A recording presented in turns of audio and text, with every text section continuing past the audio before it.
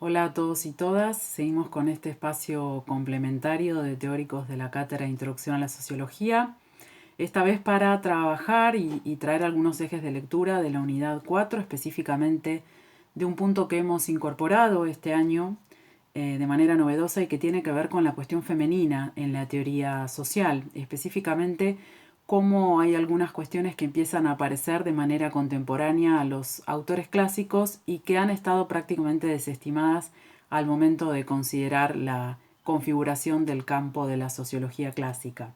De manera específica traemos dos autoras, Clara Zetkin y Marianne Weber. Ambas podemos decir que son representantes respecto de las discusiones en torno a la cuestión femenina de esta época, es decir, de manera contemporánea en los clásicos, una desde una perspectiva más socialista y la otra liberal, ¿no? Y vamos a ver cómo hay algunas cuestiones que comparten, como específicamente el reconocimiento y la demanda por los derechos políticos de la mujer, específicamente por el derecho al voto, también otras cuestiones asociadas a la emancipación y la liberación de la mujer y sobre todo la liberación sexual, pero también hay algunos puntos de ruptura y que tienen que ver con la propia visión que cada una de ellas sostiene.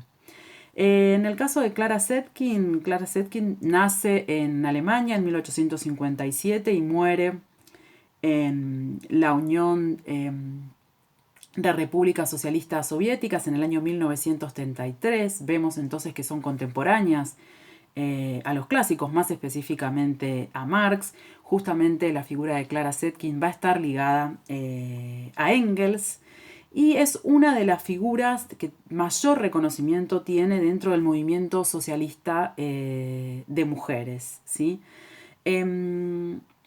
Clara Zetkin va a ser quien organice el movimiento de mujeres del Partido Socialdemócrata Alemán en el marco de la Segunda Internacional y va a ser justamente en este contexto que se va a desarrollar el Congreso de Gotha en 1896 y es justamente un discurso que tenemos para leer, una selección de un discurso que Zetkin ofrece en ese momento, que se ha dado en llamar la contribución de la mujer proletaria es indispensable para la victoria del socialismo.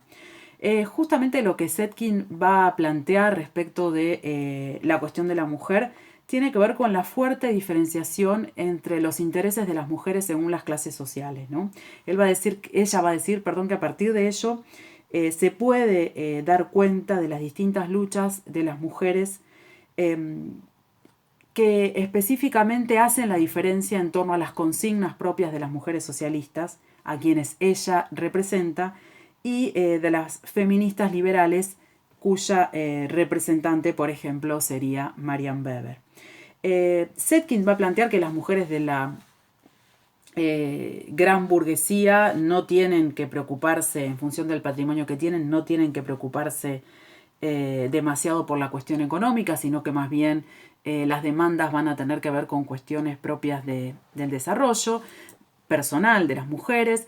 Sostiene que las mujeres de la pequeña y la mediana burguesía van a necesitar cierta conquista de la independencia económica en relación al hombre, pero sin embargo las mujeres trabajadoras ya se habían insertado en el mundo laboral, por lo tanto tenían independencia económica. Sin embargo, la principal cuestión es la denuncia de la explotación capitalista y que en ese sentido las pone en un combate codo a codo con los hombres proletarios, va a decir Zetkin, ¿no? Y algo interesante que ella marca es ya esta idea de lo que hoy llamamos la doble jornada, ¿no? El doble deber de la mujer tanto en la fábrica como en la familia, ¿no? Y la principal cuestión que va a plantear Zetkin dice que la igualdad no tiene que ver solo con una cuestión política y que en ese sentido hay una crítica, digamos, a la democracia burguesa y sobre todo a las demandas que van a tener fundamentalmente las sufragistas liberales, ¿no? Que sostiene que justamente la lucha pura y exclusivamente acotada a la igualdad política va a ser corta de vista, ¿no? Por eso las reivindicaciones de las mujeres socialistas van a tener que ver con demandas específicamente vinculadas a la incompatibilidad de los intereses obreros con los propios del capitalismo. Y en ese sentido van a aparecer, más allá de estas demandas claramente por el sufragio, la demanda por la jornada laboral de 8 horas, por la igualdad salarial de los hombres y las mujeres, por la licencia por maternidad, y cómo, en definitiva, todas estas cuestiones se subsumen, digamos, a la idea de la conquista del poder político, y en ese sentido hay un fuerte imperativo en términos de la revolución y sobre todo de la necesidad de la formación de la conciencia de clase para poder llegar hacia ella. Nosotros acá tenemos para leer el texto de propiamente el discurso del Congreso de Gotha de Clara Zetkin, y tenemos también un texto de Florencia Abate que recientemente fue publicado, que se llama Biblioteca Feminista, y tiene un capítulo muy interesante sobre esta autora. Entonces ahí tenemos, diríamos, en esta perspectiva, la cuestión femenina vista desde la corriente socialista de la época, diríamos, ¿no? Una Zetkin que además tuvo muchos vínculos con Rosa Luxemburgo. Y por otra parte tenemos la perspectiva que más representa el llamado feminismo burgués, ¿no? Ahí Abate plantea esta idea de que Zetkin es la representante del movimiento socialista de mujeres, porque la idea del feminismo en ese momento aparece ligada a las representantes más bien de la burguesía, ¿no? Del feminismo burgués. Justamente la figura de Marianne Weber, que va a ser la esposa de Max Weber. Marianne nace en 1870 y muere en 1954 en Alemania. En ambos casos es muy reconocida por ser la biógrafa de su marido, incluso por haber sido quien publica su obra póstuma Economía y Sociedad, ¿no? Y en este caso, particularmente en la perspectiva de Marianne Weber, va a ser importante también la participación en la vida política, y de allí la importancia del sufragio. Sin embargo, la insistencia también va a estar puesta en la igualdad de la mujer en distintos ámbitos, ¿no? La igualdad moral y jurídica en el ámbito educativo, laboral y sexual, ¿sí? Va a aparecer centralmente la cuestión del matrimonio y la cuestión de la familia como un elemento esencial de la sociedad, ¿sí? Va a decir que es lo que posibilita la unión de los seres con igualdad de derechos, ¿no? Y además va a centrarse en la ética sexual del matrimonio y en el vínculo amoroso.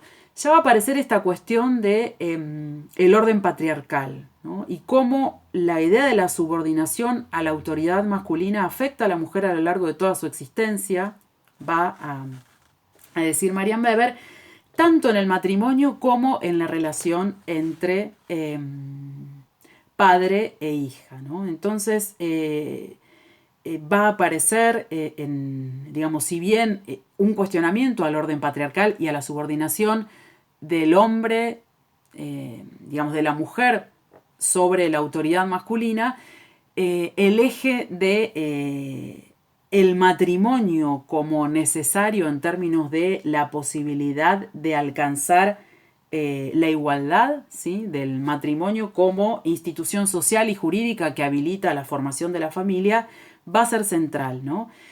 También va a reivindicar, además de esta igualdad moral y jurídica, ¿sí? Y bueno, y como decía recientemente, la centralidad de la institución del matrimonio, sobre todo pensándola en términos de la liberación también, ¿no? Porque va a decir que es una forma esencial de interacción sexual. Entonces aparece ahí esta cuestión de la centralidad del matrimonio y de la familia. Y también va a haber una reivindicación de la independencia económica de la mujer en términos de la posibilidad de tener recursos propios, que es un poco lo que va a aparecer en el discurso de Zetkin, más ligado a esta diferenciación en términos de las mujeres de la gran burguesía, de la pequeña y mediana burguesía, que es sobre las que diríamos está focalizándose más este feminismo burgués que plantea Marian Weber, o feminismo liberal, que está representado en la imagen de Marian Weber, y cómo la idea de la centralidad que tiene la emancipación, más ligada al problema centralmente del capitalismo, a la incompatibilidad entre el interés de los trabajadores y las trabajadoras con el capitalismo, va a ser el foco de Clara Zetkin.